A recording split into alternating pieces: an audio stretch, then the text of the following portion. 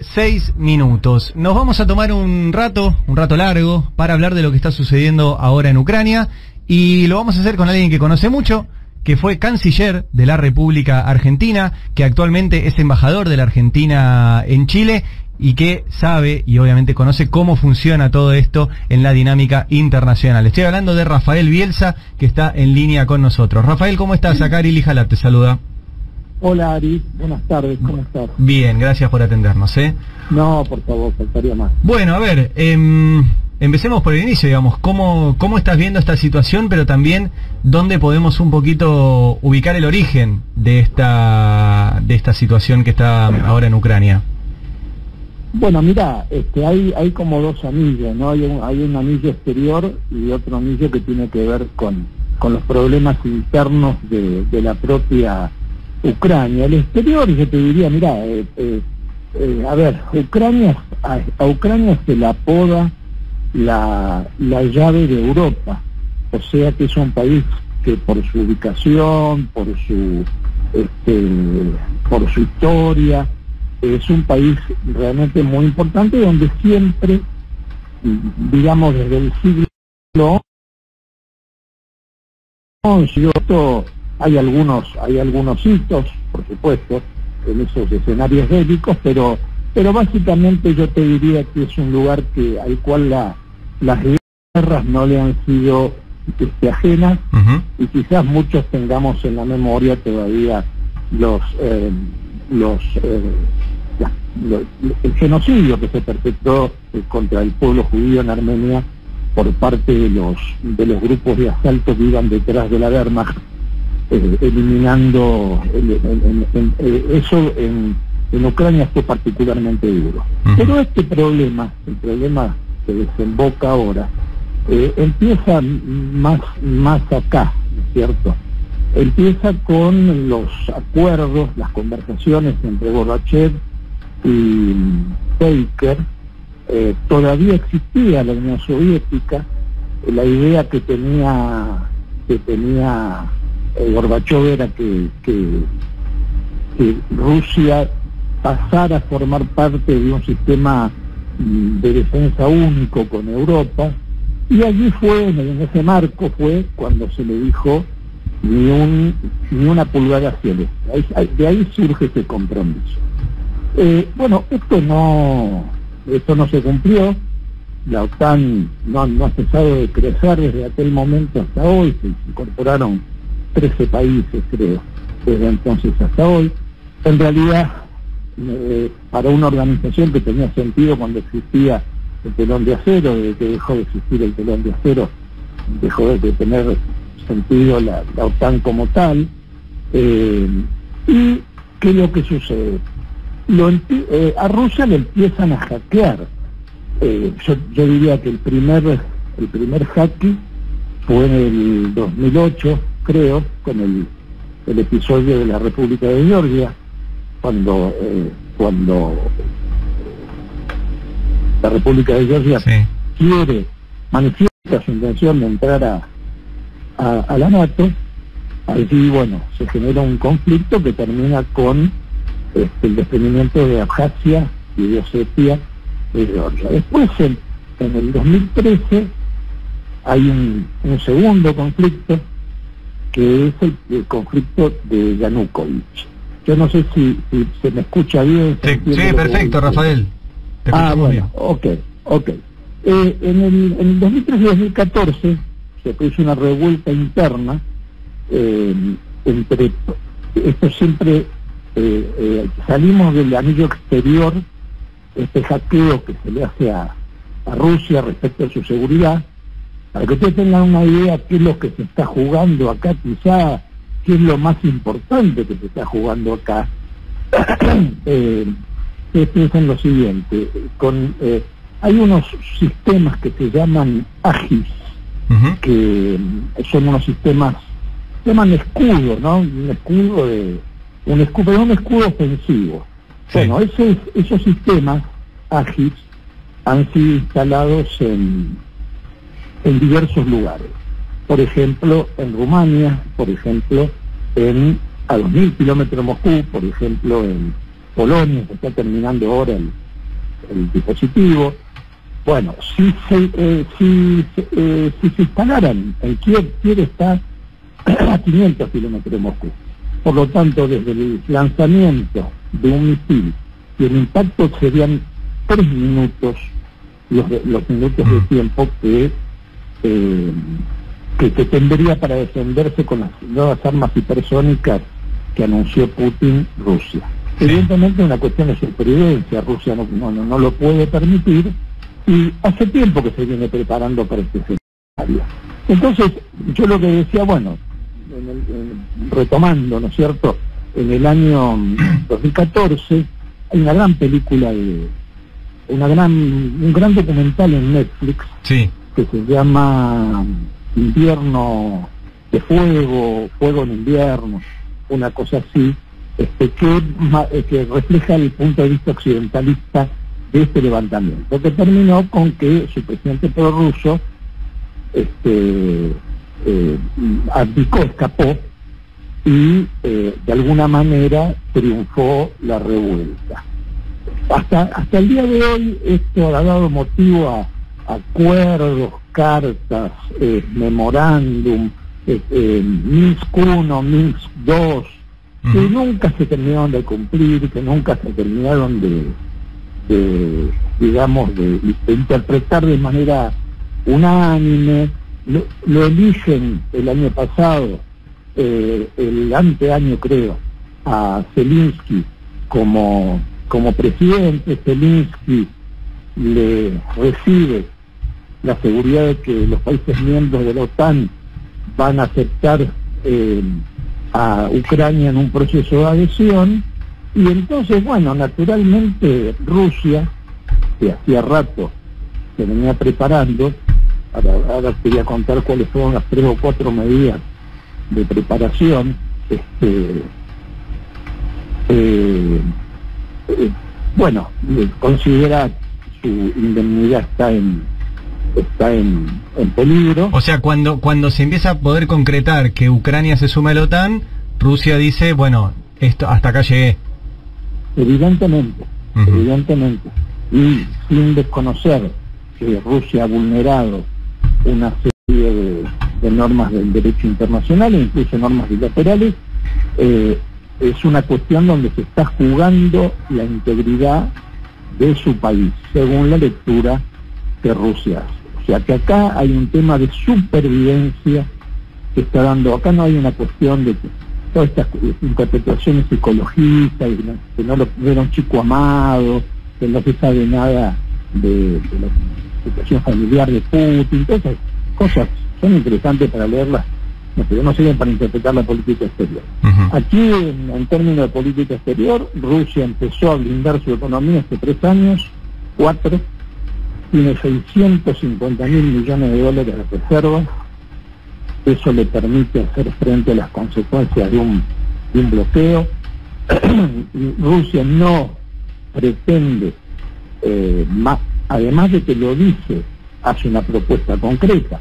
No pretende más que las 2 provincias rusófonas del este, sí, que serían una especie de base indispensable, Donetsk y Lugansk.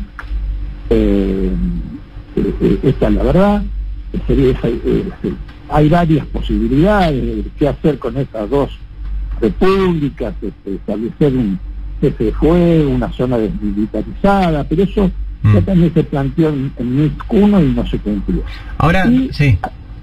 No, te quiero hacer una pregunta. Recuerdo, estamos hablando con Rafael Bielsa, que es ex canciller argentino, actual embajador en Chile. Hay algo que me llamó la atención, y es que Putin, como vos estabas diciendo recién, venía diciéndole a la OTAN ni 1 centímetro más hacia el este, la OTAN siguió hacia el este, Putin avanzó sobre Ucrania, y la OTAN, hasta ahora que estamos hablando, no saltó ni a defender militarmente a Ucrania, y el propio Biden dijo, no vamos a mandar ni un solo militar a Ucrania a hacer frente a los rusos. ¿Cómo lees eso? Sí, y bueno, tal cual lo acabas de decir. Me parece que para la Unión, para la OTAN, para la NATO, una cosa es la guerra y otra cosa hablar de la guerra. Entonces hasta ahora habló de la guerra. La guerra es otra cosa. Esto en primer lugar. En segundo lugar, yo creo que aplicó muy bien, usó mucho mejor el tiempo Rusia, con ese fondo anticíclico que te mencionaba, mejoró sensiblemente, se acercó mucho a China para tener respaldo político y económico en el este, tomó medidas de economía interna dirigidas a protegerse de nuevas, digamos, sanciones. Rusia es un país que tiene la costumbre, como la tiene Irán, de recibir sanciones de naturaleza económica, y la otra cuestión es que reforzó notablemente el despliegue militar y el despliegue naval. Entonces, ¿qué es lo que sucede? A vos te ponen en jaque en Georgia tu costado sur, luego te ponen en jaque tu país desde el costado oeste. Bueno, las cosas me parece que tienen un límite. Yo creo que es en definitiva el telón de esto, con ser muy importante en sí, es la disputa hegemónica entre Estados Unidos y China. Claro, eso te iba a preguntar ahora. Claro, ese es el telón de fondo, porque las declaraciones, que no han sido muchas, ha habido 2 o 3 declaraciones de alto nivel de China que claramente advierten que su posición es favorable a la posición de Rusia. Entonces yo creo que más allá del embanderamiento con el cual en nuestra patria se presentan todas las noticias política internacional, esta es o sea, donde primero está la bandera y después la gente, sabiendo dónde está la bandera que va a elegir, o que eligió, acomoda el discurso. Independientemente de eso, esto es una pelea de poder puro y duro, de áreas de influencia, de hegemonía en el mundo. Mira, hace muy poquito, yo te diría, no sé, bueno, claramente en el último número de Foreign Affairs salió una nota muy importante. Latinoamérica mira hacia el este, muy importante porque atiende el área económica y atiende también el área política, donde dice que mientras Washington mira para otro lado, China se cansa de cerrar tratos económicos en América Latina y en nuestro subcontinente, en América del Sur, en particular. Entonces, esto no se puede entender una cosa sin la otra. Ahora, Rafael, no, y en esta disputa hegemónica, hace unos días lo entrevisté a Sabino Vaca Narvaja, nuestro embajador en China, a propósito de la visita de Alberto allá, y un poco charlamos de esto, de cómo queda la Argentina en esta disputa de poder. Digamos, por un lado, que China realiza inversiones fuertes en Latinoamérica y puntualmente en la Argentina, que Estados Unidos es, por ejemplo, ahora el que tiene el poder de veto en el FMI para aceptar o no un acuerdo. Digamos que estamos como tironeados en esa relación. Y pienso y te pregunto si esto también, y cómo se para la Argentina frente a este conflicto bélico, también en esa tensión entre Estados Unidos, China y Rusia.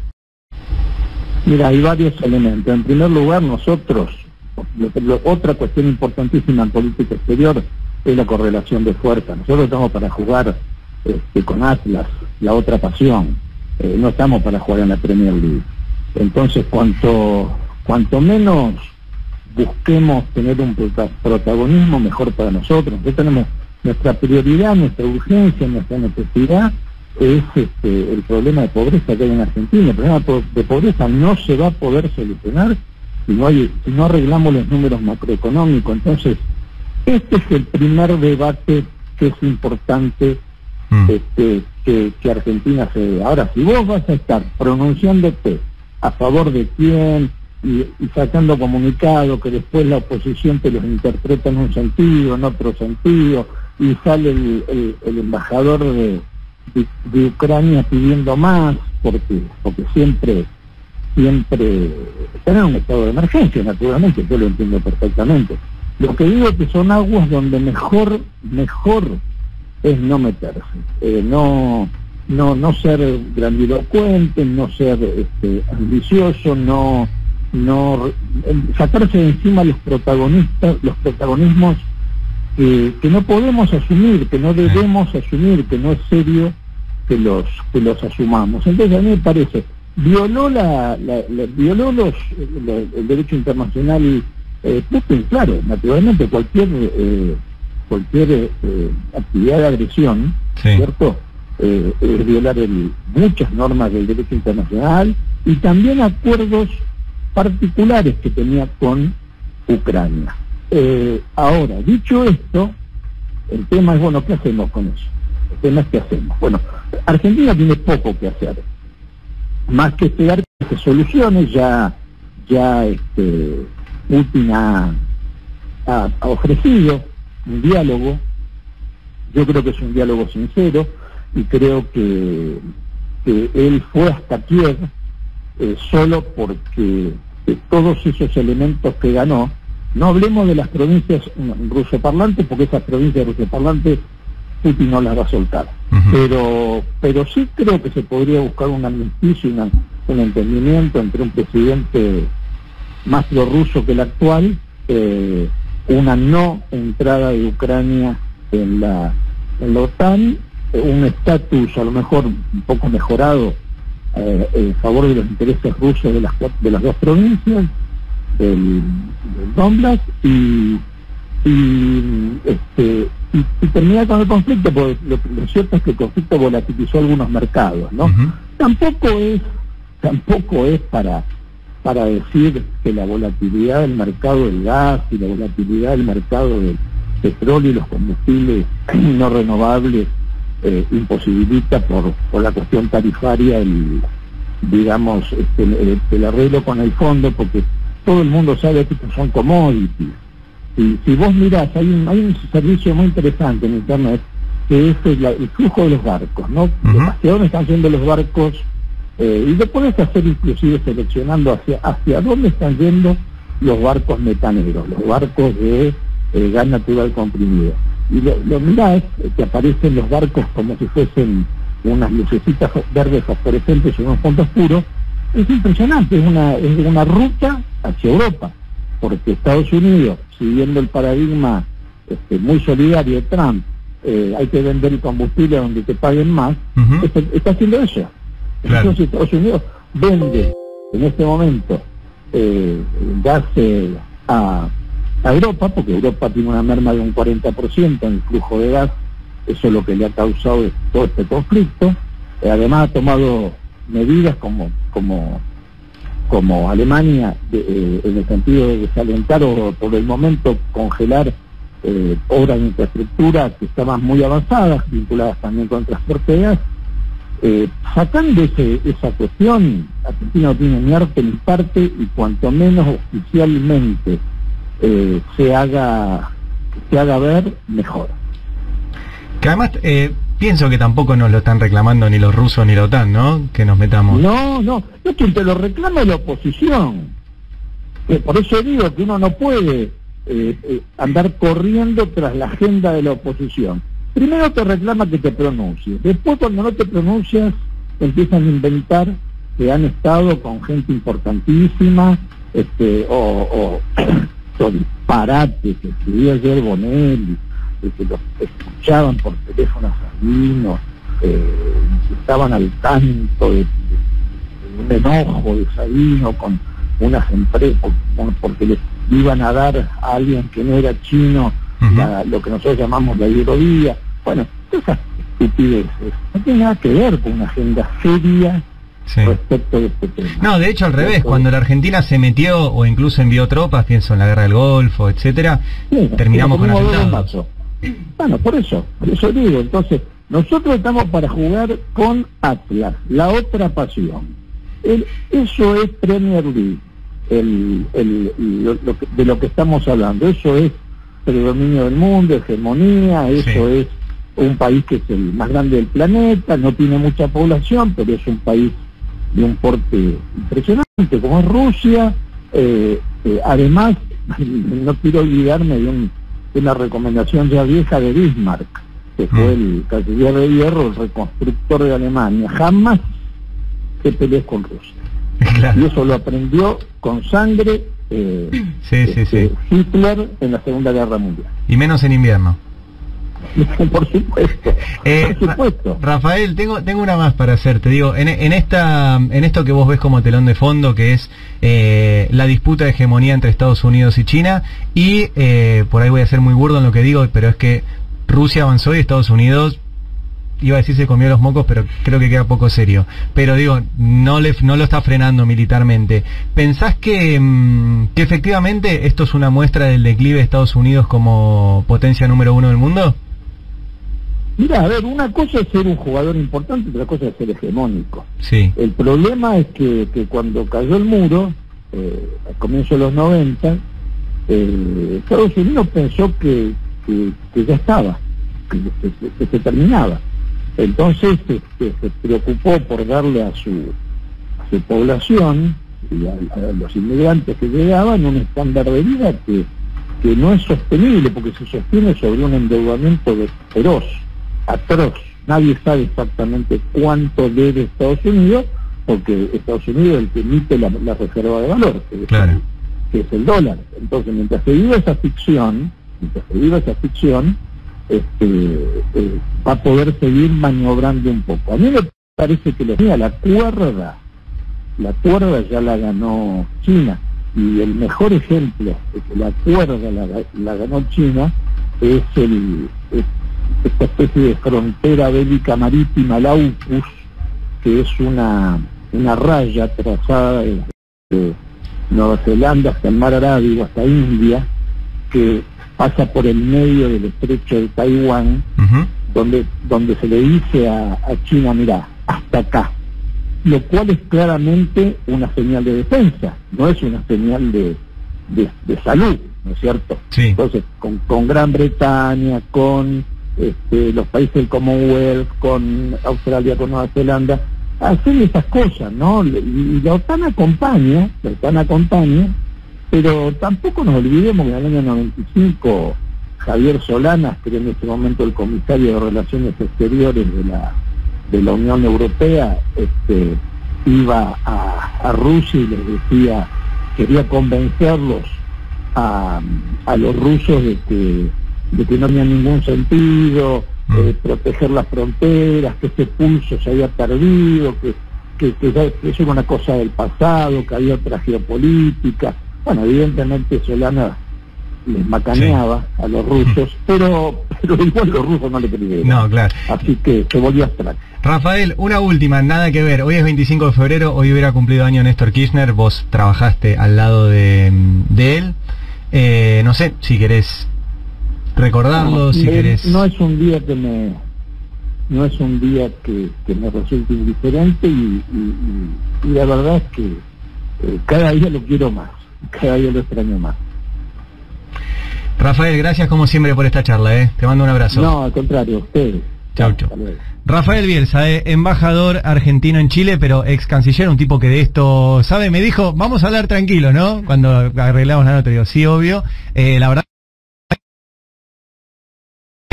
que vale la pena. Creo que, como se dice, jugar a la mancha con los aviones, que son los cancilleres. Bueno, Rafael Bielsa estuvo ahí, conoce de este tema, y la verdad que interesante la charla que acabamos de tener con él. 6 de la tarde, 30 minutos.